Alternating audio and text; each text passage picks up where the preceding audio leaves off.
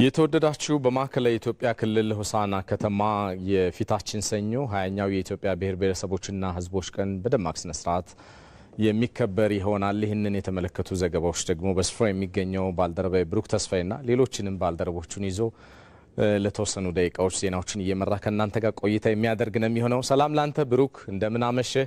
የአየር ሰዓቱ ከተመልካቾችህ ጋር ያንተ ነው።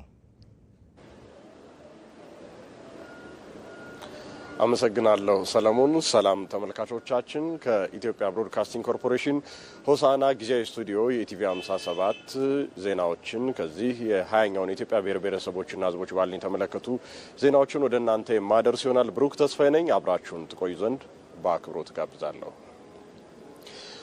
በማዕከላዊ ኢትዮጵያ ክልል ሆሳዕና ከተማ በሆቴልና በሌሎች የንግድ ዘርፎች የተሰማሩ 20ኛው የኢትዮጵያ ብሔር ብሔረሰቦችና ሕዝቦች በዓልን ለማክበር እየገቡ ላሉ እንግዶች መስተንግዶ ዝግጁ መሆናቸውን ገለጹ። በከተማዋ እየተከናወኑ ካሉ የኮሪደር ልማት ጋር ተዳምሮ በዓሉ ለክልሉም ሆነ ለከተማዋ ኢኮኖሚያዊ እንቅስቃሴ ጉልህ አበርክቶ እንደሚኖረውም ጠቁመዋል። አስተያየታቸውን ተከታትለን እንመለስ።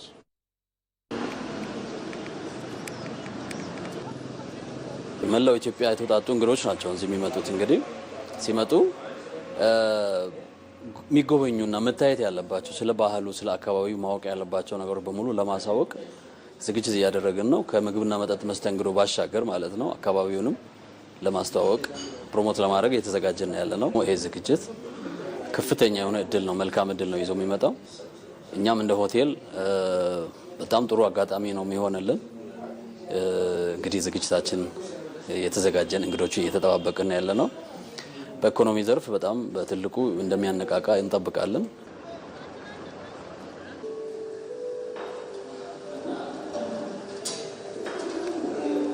ከተለያዩ ብሔረሰቦች ስለሚመጡ እነኛ ሰዎች ቆይታቸውን ደግሞ በዳና እንዲያስረዝሙ በከተማችን ላይ የተሰሩ ያሉ መሰረተ ልማቶች ደግሞ ትልቅ ፋይዳ አለው ብዬ አስባለሁ። የመኪና መንገድ ድሮ ከነበረው በጣም አስፍቶ ተሰርቷል። የእግረኛ መንገድ ተሰርቷል። የሳይክል መንገድ ተሰርቷል። ለመቆያቱም ለእይታም በጣም ምቹ በሚሆን ሁሉ እየተሰራ ስለሆነ የሚመጡ እንግዶቻችን ካሰቡበት እንደው ረዘም አድርጎ እንዲቆዩ የሚያደርጉ ነገሮች እየተሰሩ፣ ማረፊያዎቹ በጣም ተስተካክሏሉ። በጣም እንደየስቴፓቸው ውሃ ሳያቋርጥ ጀነሬተር ሳያቋርጥ እለት ተእለት እንግዶቻችን በነጻነትና በደስታ እስከሚሸኙ የሚያስፈልገውን ነገር ዝግጅት ኦልሬዲ አዘጋጅተን ሩሞቻችንን አጽድተን አስተካክለን ንጹህና ጽዱ ሆኖ እንዲሆን ተዘጋጅተን ያለ ነው። ኢኮኖሚን ያው ቱሪስት መግባቱ ራሱ ያው ለሀገሩ ትልቅ ሀብት ስለሆነ ትልቅ መነቃቃትና ትልቅ እድገትን ይዞ ይመጣል ብለን እናስባለን። ክልላችን እንግዲህ በሰው ሰራሽም በተፈጥሯዊም እጅግ ልዩ መስህብ ያላት የቱሪዝም መስህብ ያላት ክልል ናት እና እኛም ደግሞ አንዴ ብቻ መጥተው ሳይሆን ደጋግሞ እንዲመጡባት የምንፈልግ ከተማ ናት። እንዲሁም ደግሞ ክልላችን ላይ ሲመጡ እኛም ከነሱ የምንወስደው ከኛም እነሱ ልምድ የሚወስዱባት ባህል ልውውጥ ተመክሮ መውሰድ ነው የምንፈልገው። ለኛም ደግሞ ትልቅ እድል ነው ይዞልን የመጣው። የተለያዩ አይነት አልባሳትን ይኸው አዘጋጅተናል። እኔም የተለያዩ አይነት የብሔር ብሔረሰቦችን አልባሳትን አዘጋጅቼ ነበረ እና በዘንድሮ በጣም ጥሩ የባህላዊ አልባሳት ተሽጠዋል፣ እንዲሁም ደግሞ ተከራይተዋል። እናም ለኛም ለክልላችንም ደግሞ በትልቅ የንግድ መነቃቃትን አምጥቶልናል።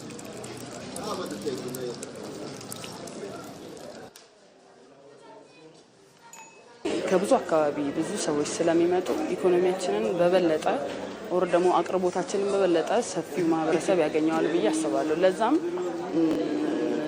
ነገሮች ምቹ ናቸው ብዬ አስባለሁ። ከመንገድ አንጻር የኮሪደር ልማቱ በጣም ትልቅ ውበት ይዞ ነው የመጣው። መንገዶች ጠባብ ነበሩ። ሰፊ ከመሆን አንጻር እግረኛ ሳይጨናነቅ ሰፊ በሆነ ኮሪደር ልማት ላይ በመንቀሳቀሱ ለቢዝነሱም ትልቅ የሆነ ፋይዳ ነው የሰጠው።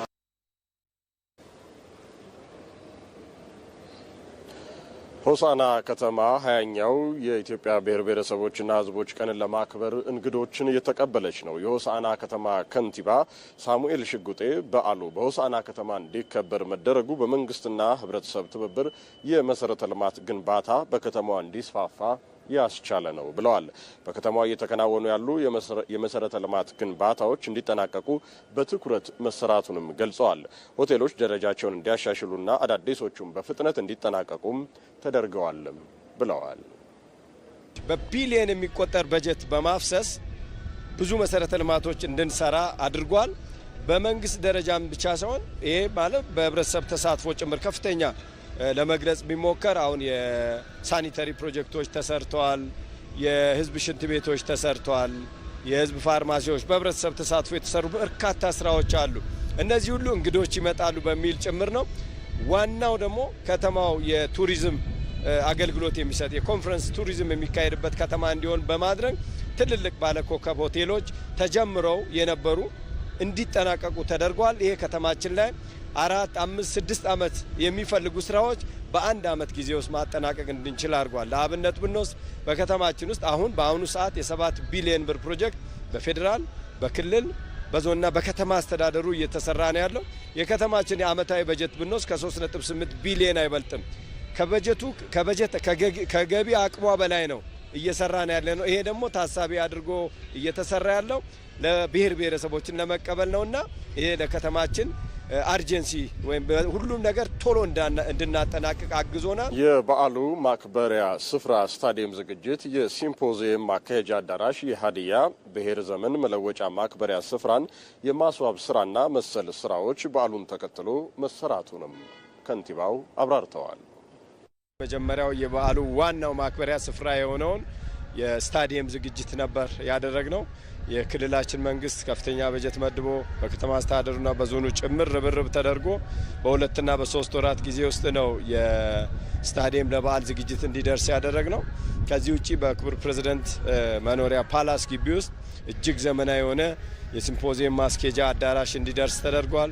ከዚህ ባለፈ የእንግዶችን የብሔር ብሔረሰቦችን እንግዳ የምናስተናግድበት የሀዲያ ብሔር ዘመን መለወጫ የአሆዴ በዓል ማክበሪያ ስፍራን በተመሳሳይ የኢትዮጵያ ብሔር ብሔረሰቦች የራት ግብዣ የሚደረግበት አካባቢ ለማድረግ እጅግ ያማረ ውብ እንዲሆን ስራዎች ተሰርቷል። ከዚህ ባለፈ የመሰረተ ልማት ስራዎችን የሰራ ነው። አንደኛው አሁን በምታዩት መልክ የሚገኘው በፌዴራል መንግስት የሚሰራው 10.3 ኪሎ ሜትርና ቀደም ሲል ሲሰራ የነበረው 5 ኪሎ ሜትር እንዲጠናቀቅ ርብርብ ነው እያደረግን ያለ ነው። በከተማ አስተዳደር በራሳችን እየሰራን ያለ ነው 20 ኪሎ ሜትር የውስጥ ለውስጥ አስፋልት አሁን ከእናንተ ጋር እየተነጋገርን ባለንበት ሰዓት በጥሩ ሁኔታ እያለቀን ያለው። በተለይ የስታዲየም የትላልቅ ሆቴሎች የማረፊያ ስፍራዎች መዳረሻዎች እንዲጠናቀቅ አድርገናል። በዓሉን በደመቀ ሁኔታ ለማክበር ሆቴሎችን፣ የማረፊያ ስፍራዎችንና በዓሉን ማክበሪያና መተላለፊያ ቦታዎችንም የማዘጋጀት ስራ መጠናቀቁንም ከንቲባው መግለጻቸውን ሪፖርተራችን መስከረም ቸርነት ዘግባለች። 20ኛው የብሔር ብሔረሰቦችና ሕዝቦች ቀንን ለማክበር እንግዶች ወደ ሆሳዕና ከተማ እየገቡ ነው። በከተማዋ 3ቱም መግቢያ በሮች ደማቅ አቀባበልም ለእንግዶቹ ተደርጎላቸዋል።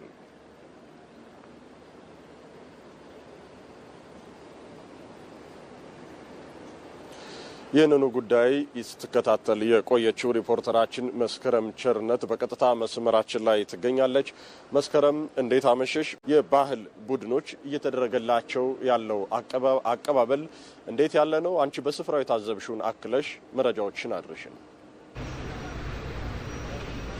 አመሰግናለሁ ብሩክ። የ20ኛው የብሔር ብሔረሰቦችና ሕዝቦች ቀንን እንግዲህ በድምቀት ለማክበር ከተለያዩ አካባቢዎች ወደ ሆሳዕና ከተማ እንግዶች እየገቡ ነው የሚገኙት። በሆሳዕና ከተማ 3ቱም የመግቢያ በሮች ደግሞ አቀባበል እየተደረገላቸው ነው የሚገኘው። በመግቢያ በሮቹ ላይ አቀባበል ሲደረግላቸው የሀገር ሽማግሌዎች፣ ከፍተኛ አመራሮች እንግዲህ አጠቃላይ የከተማዋ ነዋሪ ወጥቶ እየተቀበላቸው ነው የሚገኘው።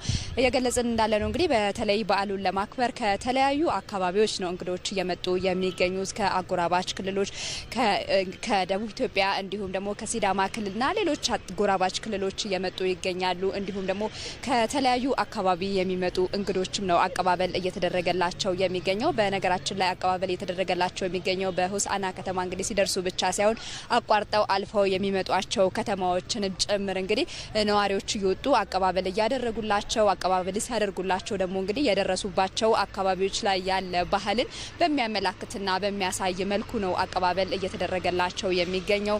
የተለያዩ የባህላዊ ወይም ደግሞ አካባቢው ባህል ውዝዋዜዎችን ጨምሮ የሚያመላክቱ ነገሮችንም እንግዲህ ያከናወኑ ጭምር ነው እየመጡ የሚገኙት ማለት ነው። በደመቀ ሁኔታ የሚመጡባቸውን የወከሉትን እንግዲህ የወከሉትን አካባቢ የባህል አልባሳት በመልበስ ነው ወደ ሆሳዕና ከተማ እየገቡ የሚገኘው ማለት ነው። ድምቅ ብለው እንግዲህ እየገቡ ነው የሚገኙት ማለት ነው። የሆሳዕና ከተማ ነዋሪዎች፣ የሀገር ሽማግሌዎች፣ ከፍተኛ አመራሮችም እንግዲህ ኢትዮጵያዊ በሆነ አቀባበል እያደረጉላቸው ነው የሚገኙት። እኛም ያነጋገርናቸው እንዲሁ ደስተኛ ናቸውን ጭምር ነው የነገሩን ማለት ነው። በአጠቃላይ እንግዲህ በዓሉን ለማክበር እየመጡ የሚገኙ የተለያዩ ሉካን አሉ። ከነዚህ መካከል ደግሞ እንግዲህ ባህላዊ ሙዚቃ የሚጫወቱ ሉካኖችም አሉ ማለት ነው። እነዚህም እንግዲህ ሉካን የሚጫወቷቸውን የሙዚቃ መሳሪያዎች ጭምር ይዘው እንግዲህ ህብረተሰቡን እያዝናኑ ጭምር ነው ወደ ከተማዋ እየገቡ የሚገኘው። ቀደም ሲል እየገለጽኩት እንደነበረው ባሸበረቀ በአማረና በደመቀ መልኩ በባህል ልብስ ድምቅ ብለው የአካባቢያቸውን የነሱን የሚወክል የባህል ልብስ በመልበስ ያሉበትን እሴታቸውን ባህላቸውን እያስተዋወቁና እያሳዩ ወደ ሆሳዕና ከተማ እየገቡ ነው ማለት ነው። ይህም እንግዲህ በተለይ እኛም ስናናገራቸው እንደነበረው ህብረ ብሔራዊ አንድነትን በማጠናከር ወንድማማችነትን በመፍጠር ረገድ ከፍተኛ ጠቀሜታ ያለው እንደመሆኑ መጠን እርስ በእርስ ለመተዋወቅ፣ ለመግባባት፣ ወንድማማችነትን ለመፍጠር ትልቅ አስተዋጽኦ እንደመኖሩ መጠን እንግዲህ እጅግ በጣም ደስ እንዳላቸውና ያላቸውን ባህል የሚተዋወቁበት የሌሎችንም ደግሞ የሚያውቁበት እንደሆነ እድል የሚፈጥር በመሆኑ ደስተኛ መሆናቸውን የነገሩን። በሌሎች የዜና ወጃታችን ደግሞ የእነሱን አስተያየቶችን ጨምረን ሌሎች ጉዳዮች የምንመለስ ይሆናል በሌላ ጊዜ።